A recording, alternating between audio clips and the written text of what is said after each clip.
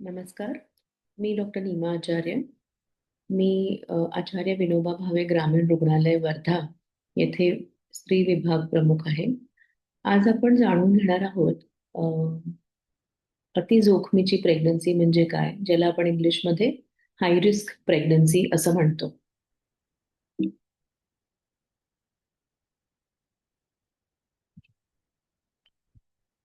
हे आहे आमचं हॉस्पिटल, जे की वर्धा जिल्ह्यामध्ये ग्रामीण रुग्णालय अतिशय प्रसिद्ध आहे आणि इथे प्रत्येक प्रकारची अत्याधुनिक हेल्थ रिलेटेड सेवा उपलब्ध आहे. तर आपल्याला सर्वांना माहितीच आहे की गर्भधारणा म्हणजे ही अतिशय अ, आनंददायी एक कल्पना असते आणि प्रत्येक कुटुंब हे खूप आनंददायी भावनेनी ह्या अ, गर्भधारणेला आपण एक्सेप्ट करतो. तो गर्भधारणा म्हणजे एक नवीन जीवनाचे अंकुर आपल्या मनामध्ये फुलतं. बाळाच्या प्रत्येक हालचालीसोबत एक अनोखा आनंद अनुभवायला मिळतो स्त्रीला.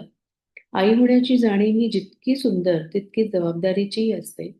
शरीर बदलतं, मन फुलतं, एक नाजूक पण मजबूत प्रवास हा सुरू होतो. बाळाच्या आगमनाची ओढ प्रत्येक दिवस नव्या आशेने भरून टाकते. कधी थोडीशी भीती वाटते, कधी भरपूर आनंद होतो. हे गोंडस गोंधळ असतो मातृत्वाचा प्रत्येकाच्या मनात. गर्भात वाढणारं बाळ हे आईच्या हृदयात धोक्याचं एक ठोक्याशी म्हणजे मातेचा आणि बाळाचा ठोक्या एकरूप होतो. नाव कमी धोका गरोदरपण किंवा जनजागृतीसाठी माहिती. कमी धोका गरोदरपण म्हणजे काय? ज्या गरोदर महिलांना वैद्यकीय दृष्टीने कोणतीही गंभीर अडचण नाही, ज्यांचे वय आणि आरोग्य योग्य आहे गर्भधारणेच्या पूर्वी आणि गर्भधारणेदरम्यान, आणि ज्या गर्भधारणेमध्ये कोणतेही गुंतागुंतीचं लक्षण आढळत नाही प्रेग्नन्सी चेकअप्समध्ये, असे गरोदरपण म्हणजे लो रिस्क किंवा कमी धोका गरोदरपण आपण त्याला म्हणतो. कमी धोका गरोदरपणाची वैशिष्ट्ये आपण जाणून घेऊया. आईचं वय हे जनरली 18 ते 35, पण आपल्याला माहितीच आहे एज्युकेशन वगैरे पूर्ण झाल्यावर साधारण 20 ते 35 दरम्यान गरोदरपण असलं तर ते आयडियल असतं. पूर्वीचं गरोदरपण जे होतं ते सामान्य होतं, त्यात काही प्रॉब्लेम्स नव्हते. कोणताही दीर्घकालीन आजार तिला आधीपासून त्या स्त्रीला नाहीये. गर्भधारणेदरम्यानच्या कोणतीही गुंतागुंत त्यांना आढळलेली नाहीये, जे एक्सपर्ट्स आहेत त्यांना. आणि एकाच बाळाची गर्भधारणा आहे, दोन नाहीयेत, जुळे नाहीयेत किंवा तिळे नाहीयेत. नियमितपणे तपासण्या करायला ती स्त्री येत आहे आणि त्यातही काही प्रॉब्लेम नाहीये. कमी धोका असूनही आपल्याला स्त्रियांना ज्या काळजी घ्यायची असते त्यापैकी एक महत्वाचं म्हणजे नियमित तपासणीला येणं. प्रत्येक महिन्याला डॉक्टरकडे तपासणी करून घेणं जरुरी आहे. योग्य आहार, जसं आपण या पिक्चरमध्ये बघतोय, हिरव्या भाज्या, शेंगा, अक्रोड, बदाम किंवा दाणे, शेंगदाणे सिंपल खाणं खूप जरुरी आहे. जे लोक नॉनव्हेज खातात, त्यांनी मांसाहारी आहेत, त्यांनी अंड किंवा मासे किंवा चिकन किंवा मटण सुद्धा खाणं हे योग्य आहे. आणि लिंबू, संत्री या सगळ्यांमध्ये तर व्हिटॅमिन सी आहे आणि ते आयर्नच्या किंवा लोहाच्या अब्सॉर्प्शनसाठीही अत्यंत उपयोगी आहे. आणि भाज्या, फळं ही खाणं. पपया हे एक फ्रूट सोडून तुम्ही कुठलंही फळ प्रेग्नन्सीमध्ये खाऊ शकता. सीझनमध्ये आंबा सुद्धा खाऊ शकता. प्रेग्नन्सीमध्ये एक गोष्ट लक्षात ठेवायची, कुठलीही जास्त प्रमाणात खाऊ नये. आपल्याला आवडते म्हणून तीच गोष्ट जास्त प्रमाणात खाऊ नये, पण कुठल्याही गोष्टीपासून वंचितही राहू नये. आपण काहीही गोष्ट लिमिटेड प्रमाणात खाऊ शकतो. योग्य व्यायाम, खूप खूप आराम करणं सुद्धा खूप चांगलं नाही. चालणं दिवसभरात एक एक किलोमीटर तरी कमीत कमी चालणं, 5000 स्टेप्स चालणं दिवसभरात खूप जरुरी आहे. आणि योगासन करणं सुद्धा खूप जरुरी आहे. विविध प्रकारची योगासनं आपल्याकडे प्रेग्नन्सीमध्ये करण्याचे व्हिडिओज अवेलेबल आहेत. आमच्याही वेबसाईटवर तुम्हाला ते मिळेल. पण जे काही कराल ते अतिशय सांभाळून आणि अ, खूप जोरात कुठलेही व्यायाम करू नये. मनोबल वाढवा, तणाव टाळा. मेडिटेशनचा पण तुम्ही अभ्यास करू शकता. साफसफाई आणि स्वच्छता पाळा. म्हणजेच काय, की आपल्या आजूबाजूचा परिसर परिसर सुद्धा स्वच्छ ठेवणं जरुरी आहे. पाणी स्वच्छ पिणं जरुरी आहे. रोज अंघोळ करणं, रोज स्वच्छता स्वतःची पण बाळगणं, नखं कापणं, ह्या सगळ्या गोष्टी जरुरी आहेत. लसीकरण, टिटेनसचं इंजेक्शन, आजकाल Tdapचं इंजेक्शन सुद्धा अवेलेबल आहे. तर आवश्यक त्या लसी वेळेवर घेणे गरजेचं आहे. त्याच्यावरही आमचा अजून एक व्हिडिओ आहे. त्याची लिंक आम्ही तुम्हाला शेअर करू. बाळाच्या हालचालीचं निरीक्षण, 24 तासानंतर बाळ हालचाल करायला लागतं, त्याची जाणीव स्त्रीला व्हायला लागते. तर त्याचीही तुम्ही सावध तुम्हाला फीवर वाटत असेल, म्हणजे ताप वाटत असेल, बघण्यामध्ये विजनमध्ये काही प्रॉब्लेम येत असेल, असं अंधुक दिसत असेल, किंवा खूप डोकं दुखत असेल, पायावर सूज आलेली आहे, शरीरावर सूज आहे, चेहऱ्यावर सूज आहे, बाळ कमी हलतंय असं वाटत आहे, किंवा ओटी पोटामध्ये खूप दुखत आहे, किंवा गर्भपिशवी जी मोठी झाल्यावर 9 महिन्याची झाल्यावर टाईट वाटत आहे 6व्या महिन्यातही, तर तुम्ही लगेच दाखवायला हवं. किंवा खालून रक्तस्राव होत आहे, पाण्यासारखं लिक्विड जात आहे, गर्भजल जात आहे, तर तुरंत तुम्ही तुमच्या एक्सपर्टना दाखवायला हवं. तर ही सगळी लक्षणं जर तुम्हाला असतील तर लगेच तुम्ही नाव त्याच्यामुळे आपण असं म्हणू शकतो की तर काळजी आणि नियमित तपासणी घेणं गरजेचं आहे. तेव्हा तिथे आई आणि बाळ दोघंही निरोगी राहतात. तर आता उच्च धोका म्हणजे कोणते? तुम्हाला ऑलरेडी डायबिटीज आहे, तुम्हाला आधीपासूनच प्रेग्नन्सीच्या हायपरटेन्शन आहे. आजकाल स्त्रिया थोडं उशिराही प्रेग्नन्सी ठेवू शकतात. म्हणजे काही काहींना 35 नंतर प्रेग्नन्सी राहते, काही काहींना ट्रीटमेंट नंतर प्रेग्नन्सी राहते. तर या सगळ्या प्रेग्नन्सीज ज्या आहेत त्या थोड्या हाय रिस्क असतात.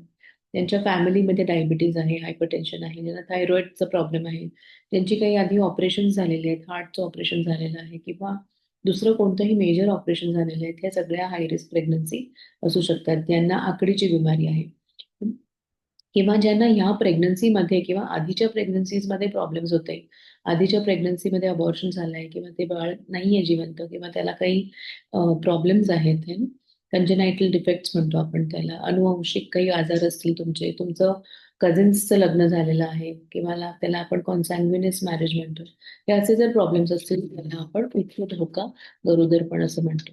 प्रेझेंट प्रेग्नन्सीमध्ये किंवा आता जी प्रेग्नन्सी आहे त्या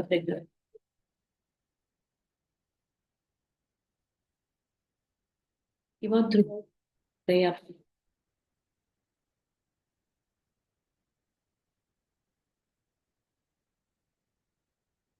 बिमारी आहे, किंवा आईचा रक्तगट निगेटिव्ह आहे, किंवा पहिले सीझर झालेले आहे, दुसरं काही ऑपरेशन झालेलं आहे, IVF ने प्रेग्नन्सी राहिलेली आहे, तर हे सगळे उच्च धोका गरोदरपण आपण मानतो.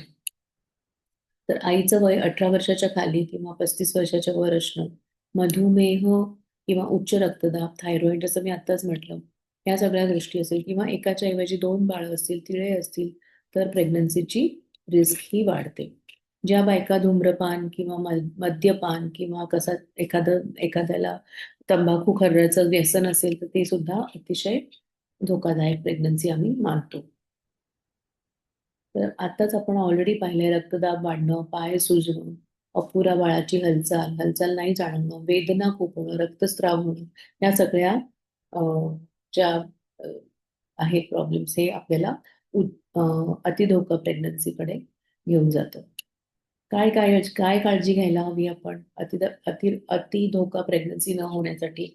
नियमित तपासणीला येणं हे अत्यंत जरुरी आहे. डॉक्टरांच्या सल्ल्यानुसार तपासण्या आणि सोनोग्राफी बाळासाठी ही वेळेवर करूनच घ्यायची. औषधं वेळेवर घ्यायची. डॉक्टरांनी दिलेलं आयर्न, कॅल्शियम, फोलिक ऍसिड, किंवा ब्लड प्रेशरच्या गोळ्या आहेत, किंवा काही अजून रक्त पातळ करायच्या इकॉस्प्रिन सारखी गोळी आहे, थायरॉइडची गोळी आहे, ही आपण वेळेवर घेणं अत्यंत जरुरी आहे. संतुलित आहार घेणं. आमच्या हॉस्पिटलमध्ये आहाराविषयी तुम्हाला अतिशय चांगली माहिती मिळू शकते, आणि आमचा वेगळा व्हिडिओही त्याच्यावर आम्ही तुम्हाला अवेलेबल करून देऊ. पोषण मूल्यांसाठी भरपूर पचनास हलका असा आहार घ्या. विश्रांती, पुरेशी झोप आणि तणावमुक्त जीवनशैली ठेवणं अतिशय आवश्यक आहे. ज्या बायका नोकरी करतात त्यांनी तुमच्या जॉबमध्ये सुद्धा तुम्ही चेंजेससाठी रिक्वेस्ट करू शकता. तर तसं तुम्ही सर्टिफिकेट घेऊ शकता. तसं तुम्ही चेंजेस करू शकता. ज्यांना खूप बसून बसून कम्प्युटर रिलेटेड जॉब आहे, त्यांनी दर 15-20 मिनिटांनी किंवा एक हाफ एन आवर नंतर उठून चालायला फिरायला हवं. तर असे बरेच चेंजेस तुम्ही तुमच्या ऑक्युपेशनमध्ये पण करू शकता. ज्या खूप लेबोरियस जॉब करतात, खूप मेहनतीचं काम आहे, त्यांनी थोडंसं आपलं काम, लेबरचं काम थोडं कमी करण्याचं पण आपण त्यांना उपदेश करतो. रक्त दाब आणि साखरेवर लक्ष ठेवा. प्रेग्नन्सीमध्ये थोडंसं मीठ कमीच खावं. लोणचं, पापड यांच्यामध्ये ज्याच्यामध्ये मीठ जास्त आहे, अशा गोष्टींचं सेवन जास्त करू नये. साखर ही कधीही वाईटच असते, त्यामुळे साखर थोडीफार चमचाभर साखर दिवसभरात वेगवेगळ्या पद्धतीने तुम्ही घेऊ शकता. पण ज्यांच्या घरी डायबिटीसची हिस्ट्री आहे किंवा ह्या प्रेग्नन्सीत ज्यांना डायबिटीस कळलेला आहे, त्यांना अजिबात साखर ही अलाउड नसते आणि मग डायबिटीसची औषधही ती वेळेवर घेतली तर प्रॉब्लेम्स खूप कमी होतात. तर ह्या सगळ्यांची जर प्रॉब्लेम्समध्ये तुमच्या तपासणीमध्ये काही प्रॉब्लेम्स असतील तर तुम्ही लगेच डॉक्टरांशी संपर्क करणं जरुरी आहे. तर उच्च धोका गरोदर पण असलं तरी वेळेवर तपासणी, योग्य उपचार आणि सावधगिरीने सुरक्षित प्रसव आपल्याला शक्य आहे आणि सतर्क राहणं सशक्त बाळासाठी आणि आईची काळजी घेणं हे अतिशय जरुरी आहे. तर आमच्या हॉस्पिटलमध्ये आचार्य विनोबा भावे ग्रामीण रुग्णालयामध्ये अत्यंत आत्ताच्या लेटेस्ट जितक्या फॅसिलिटीज आहेत त्याप्रमाणे मा आई आणि माता आणि बाळ यांच्या सुविधा उपलब्ध आहेत. त्या आमच्याकडे अत्यंत सुविधा असलेल्या लेटेस्ट सुविधा असलेला ICU आहे मातांसाठी, ज्याला आपण मटर्नल ICU म्हणतो. नंतर ऑब्स्टेट्रिक ICU म्हणतो. ऑब्स्टेट्रिक हाय रिस्क वॉर्ड आहे आमच्याकडे, त्याच्यामध्ये या उच्च धोक्याच्या मातांची काळजी घेतली जाते. मग बाळांसाठी जी बाळं कमी वजनाची आहेत किंवा ज्यांना श्वास घ्यायला त्रास आहे, अशा सगळ्या बाळांसाठी, कारण या जोखमीच्या मातांची बाळंही बरेचदा त्यांचंही जीवन जोखमीचं असतं, तर त्यांच्यासाठी आमच्याकडे अत्यंत लेटेस्ट सुविधांचं न्यूनेटल सेंटर आहे, न्यूनेटल ICU आहे, ज्याला आपण NICU म्हणतो, निकू म्हणतो, ते सुद्धा आहे. आणि आमच्याकडे त्या व्यतिरिक्त ह्या ज्या सगळ्या जोखमीच्या माता असतात त्यांना काही मेडिकल प्रॉब्लेम्स असतात, सर्जिकल प्रॉब्लेम्स असतात, सुपर स्पेशालिटीचेही प्रॉब्लेम्स असतात, जसं काही लिव्हरचा प्रॉब्लेम असतो, कधी कधी कोणाला किडनीचा प्रॉब्लेम असतो, तर ह्यांचे चमू आणि ह्यांचे वॉर्ड्स, ह्यांचे ICU सुद्धा आमच्याकडे अवेलेबल आहेत. तर रुग्णालयामध्ये मातांचा आणि बालकांचा संपूर्ण आरोग्य विचारात घेऊन विविध सेवा पुरवल्या जातात आमच्या इथे. यामध्ये गरोदरपणापासून बाळंतपण, नवजात बाळांची काळजी आणि बालकांचं लसीकरण यांचा समावेश आहे. तर मातृत्व सेवासाठी आमच्याकडे नियमित गर्भतपासणी, OPD मध्ये वजन, रक्तदाब तपासणी, लोह कॅल्शियमच्या गोळ्यांचं वाटप आणि आवश्यक लसीकरणाच्या सोय आहे. बाळंतपण सेवा नॉर्मल आणि सिझेरियन डिलिव्हरीची सोय आहे आमच्याकडे. प्रशिक्षित डॉक्टर आणि नर्सिंग स्टाफ आहे आमच्याकडे. एक्सपर्ट ऑब्स्टेट्रिक केअरमध्ये अॅनेस्थेटिस्ट आहेत, पिडियाट्रिशियन आहेत, न्यूनेटॉलॉजिस्ट ज्याला आपण म्हणतो, आणि आमच्याकडे पेनलेस लेबरची सुद्धा सुविधा अवेलेबल आहे, ज्याच्यामध्ये पेशंटला वेदनारहित डिलिव्हरी आपण जी म्हणतो त्याची सोय सुद्धा आमच्याकडे आहे. ज्या पेशंट्सना प्रायव्हसीमध्ये डिलिव्हरी हवी आहे त्यांच्यासाठी आमच्याकडे वेगळ्या लेबर रूमची सुविधा अवेलेबल आहे. बाळंतपणापश्चात आमच्याकडे आईच्या तपासणीसाठी, आईच्या अ, जी पूर्ण डिलिव्हरीच्या आधी किंवा प्रेग्नन्सीच्या आधीची जी रिकव्हरी, त्या स्टेजला जाण्याची जी रिकव्हरी आहे, त्याच्यासाठी फिजिओथेरपी, त्याच्यासाठी पूर्ण एक पेल्विक फ्लोअर रिहॅबिलिटेशन ज्याला आपण म्हणतो, त्याची सोय आमच्याकडे आहे, त्याची ट्रेनिंग आहे. आईची योग्य तपासणी होते पोस्टनेटली. स्तनपानाविषयी एक्सपर्ट्स आहेत जे ब्रेस्ट फिडिंगला असिस्टन्स आणि हेल्प करतात. आमच्याकडे कांगारू मदर केअर पण आहे. आणि अन्नद्रव्य आणि मानसिक लोकांचं त्याबद्दल कारण बऱ्याच बायकांना पोस्ट डिलिव्हरी खूप मेंटल स्ट्रेस असतो. काही काहींना पोस्टपार्टम ब्लूज किंवा पोस्टपार्टम डिप्रेशन असतं, त्याच्यासाठी आमच्याकडे सायकॅट्रिस्ट, सायकोलॉजिस्ट पण आहेत.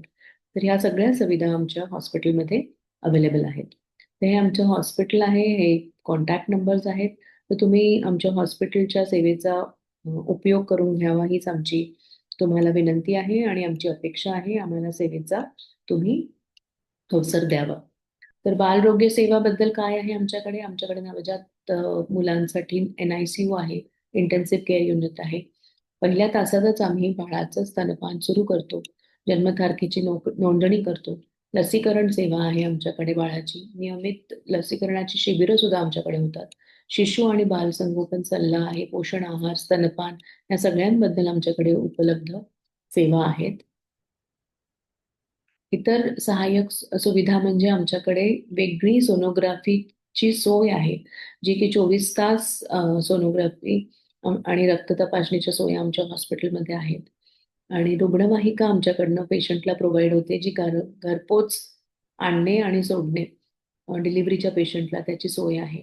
आमच्या ANMsची टीम आहे जी गावोगावी जाते, जी तुमच्या संपर्कात राहून आमच्याशी त्यांचं आमच्या दोघांमधला पेशंट आणि आमच्या एक्सपर्ट्स मधला हा दुवा असतो. तर त्या सुद्धा आमच्या आहेत. त्यांची एक वेगळी टीम आहे आमच्याकडे. आणि पूर्ण योग्य प्रसवपूर्व शिक्षण आणि स्त्रीरोग तज्ञतेचा सल्ला हा आमच्या अँटीनेटल आणि हाय रिस्क प्रेग्नन्सी OPDs मध्ये रोजच्या रोज अवेलेबल आहे. तर मातृत्व आणि बाल आरोग्य हा कोणत्याही कुटुंबाचा आरोग्याचा एक पाया आहे. रुग्णालयात दिल्या जाणाऱ्या सर्व सुविधा वापरून मातांच्या सुरक्षित प्रवासासाठी आणि बालकांच्या आरोग्य वाढीसाठी तुम्ही पुढाकार घ्यावा आणि सशक्त आई, निरोगी बाळ, उज्ज्वल भविष्य या देशाला मिळावं. यात आम्हालाही तुमची सेवा करण्याचा आम्हाला अवसर द्यावा हीच तुम्हाला विनंती. या आमच्या इमर्जन्सी नंबर्स आहेत. आमचे इमर्जन्सी लाईन्स आणि आमच्या सुविधा या OPDच्या सकाळी 8 ते 4 उपलब्ध आहेत आणि इमर्जन्सी सेवा तर 24 तासही आमच्याकडे उपलब्ध आहेत. तर ह्याच्या पुढची तुम्हाला कुठलीही माहिती हवी असेल तर तुम्ही या नंबर्सवर कॉन्टॅक्ट करा आणि आम्हाला तुमच्या सेवेचा अवसर द्या हीच तुम्हाला विनंती. धन्यवाद.